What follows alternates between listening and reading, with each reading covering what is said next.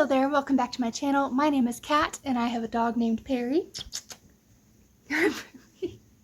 And we just got back from a weekend of camping. It was Perry's first time camping and I want to talk about what I packed for him and then what worked and what didn't work.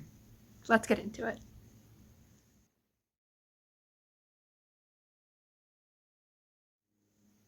So like I said, first I want to go over his packing list. So of course your dog needs the basics, food, water, and shelter that they do at home. So for his food, I just packed some of his kibble in these reusable stasher bags. They seal up pretty well. They're a little more durable in my opinion than like a Ziploc bag. Hi, yeah, that's yours.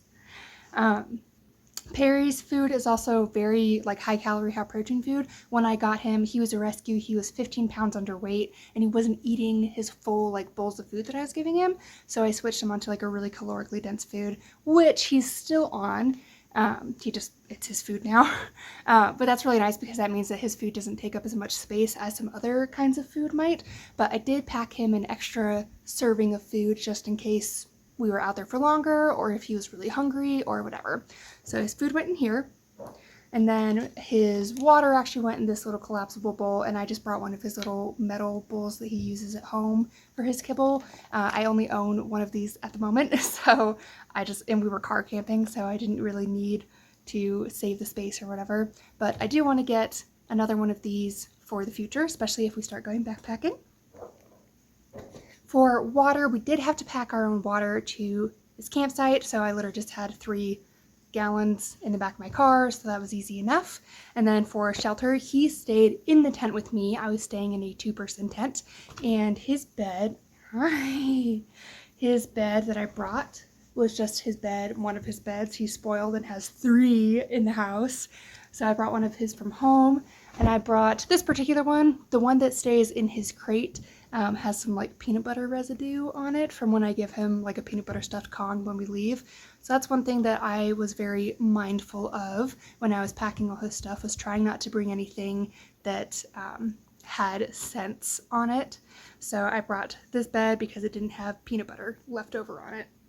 And actually, skipping ahead a little bit, comfort for your dog, I did also pack him some treats, again in just a little reusable bag. He likes pepperoni, and then I also brought him some calming treats.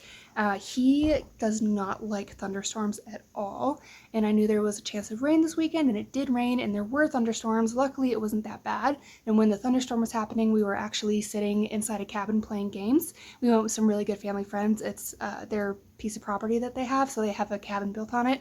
We stayed outside in the tent overnight and they stayed in the cabin, but of course we had access to the cabin during the day and stuff like that, so I didn't need those calming treats, but just in case something like that happened, like a really bad thunderstorm or something like that, I had those calming treats so that he would be more comfortable, more relaxed, so that he wouldn't be sitting there and stressing the whole time. But luckily this trip I didn't need them.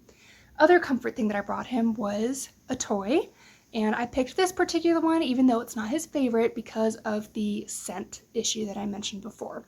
So some of the toys that Perry loves the most are his antler, his elk antler, which I didn't want to bring because I was like, are antlers like porous? Like if he sets this antler on the ground, is it going to soak in any like lizard pee or fox pee or whatever? Like, so I didn't want to bring that antler.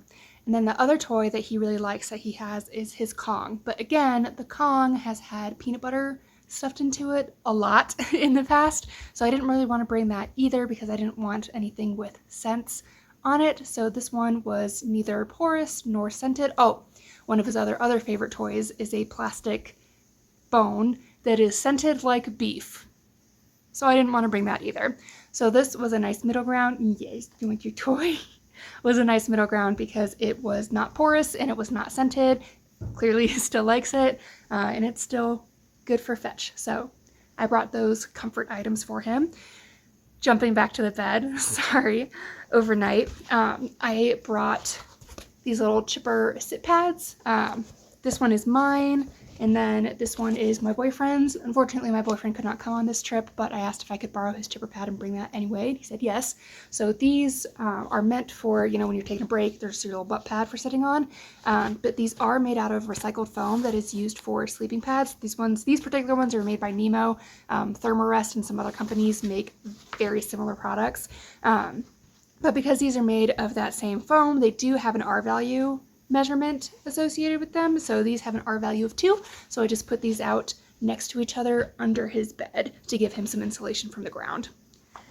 And then I also brought his jacket. This one has 2 layers that can come apart from each other. This is the fleece lining, and then the water repellent outer shell with all the reflective pieces. So he doesn't like wearing it, but sometimes it's a necessary evil, and these pieces just snap apart like that. It is fall. I do live in Colorado, and so, we're at elevation. I knew there was going to be some weather this weekend, so I brought both of these just for, again, rain, and then in case he was cold. Again, we'll talk about that in a minute. He doesn't like wearing them, but he will wear them. I think he thinks that he's paralyzed when he has them on, so it can take a little, coaxing to get him to start moving for him to realize that he can, in fact, still move with his jacket on. But he's getting more used to it, which is good because he really enjoyed the trip, and I really want to take him out on more adventures, but he is going to have to learn to wear some clothing if he wants to go out in, the winter and things like that. Yes, you are. The next items I packed were his leashes. I brought 2 of them. This is his normal leash. Hi, no, we're not going out right now. I'm sorry. And then normally when Perry's at home, he doesn't wear his collar when he's inside. He just gets to be a naked boy. His collar was rubbing the fur off of his neck, and I didn't want his neck to be cold. So he's a spoiled boy, and when he's at home, he doesn't wear his collar inside. However, while we were camping, I made sure that his collar was on his neck the entire time, just in case he did get away, because it has his rabies tag, his chip number, because he is chipped, and then his name and my contact information on the back. So very important, if you are bringing your pets, make sure they have some kind of identification on them at all times, even if they normally don't. But like I was saying, this is his normal leash that just has a regular handle. And of course I brought his poop bag dispensers. These ones are also really nice because it's actually a flashlight as well, so that when it's dark outside, you can see where you're walking and you can see where the poop is. The other leash that I brought is a hands-free leash. So it just has the bit that can go around my waist, which is nice for taking him on walks. We did go on a bit of a walk while we were out there. It was also nice because I can chain the 2 leashes together to give him a longer range, and then I just looped this around one of the posts at the cabin. So I had those. Perry, I have been practicing with him. This is one of the other things that's important, is training for your dog if you're going to take them camping. Perry and I have been really practicing when he's at the dog park. I can do laps around the fence, right? It's a pretty big dog park. Been practicing him orbiting me instead of just running off into oblivion. So I've really been working on him with recall training, coming back when he's called, and staying within a few feet of me when I'm doing those laps. My usual tactic is when I get to the dog park, I let him play for about half an hour and just really get some of that excitement and energy out, say hi to all his dog friends, all that kind of stuff. And then I'll usually go for a lap around the dog park and practice that coming when he's called and staying near me and leaving it when he's told to, because he'll find an interesting scent and he'll want to stay there, so he does know leave it. So we'll practice those kinds of things, and then I'll let him play again for another half hour or so before we go home. So those are some of the training things that I've been working on with Perry that make me a little bit more confident about taking him out into the backcountry, into camping sites and things like that. I did let him off leash for a little bit. I walked him around the perimeter that was going to be his allowed roaming area. So I walked him around there with the leash, and then I took the leash off, and then I walked it with him again, practicing that coming when he's called and leaving scents and things like that. And he did really well with that, but it definitely is a work in progress and has taken a lot of practice. So if you're going to let your dog off leash at the campsite, make sure it's not the first time that you've let your dog off leash outside. Please. You don't want any of your fur babies running away. Okay. Now that is all done, let's talk about what worked and what didn't work. So I think his bed and the chipper pads under it were fine for insulation from the ground. However, if you know anything about camping, you know that your sleep system is 2 parts. It's your sleeping bag and your sleeping pad, and they both make up about half the warmth. So poor Perry was frozen at about 3 in the morning. So I think his insulation from the ground was fine, but he doesn't like having anything over him. I brought my Rumple blanket partially to put over my sleeping pad to protect it from his claws, but also just as a just in case to try and put over him. But he doesn't like having anything over him. So the first night that we were out there, he wouldn't let me put anything on top of him. So he just kind of shivered that first night, which was unfortunate. But anytime I would put something over him, he would stand up and shake it off and then lay back down. So that was a little rough. And then that morning he was still a little cold. So I put both of these layers on him, took him for a little walk to warm up, made sure that he had food available to him. Just like with humans, when it's cold out, dogs burn more calories, so you want to make sure you are offering them plenty of food. And he warmed up, so that was fine. And then the second night, he got cold again, surprise.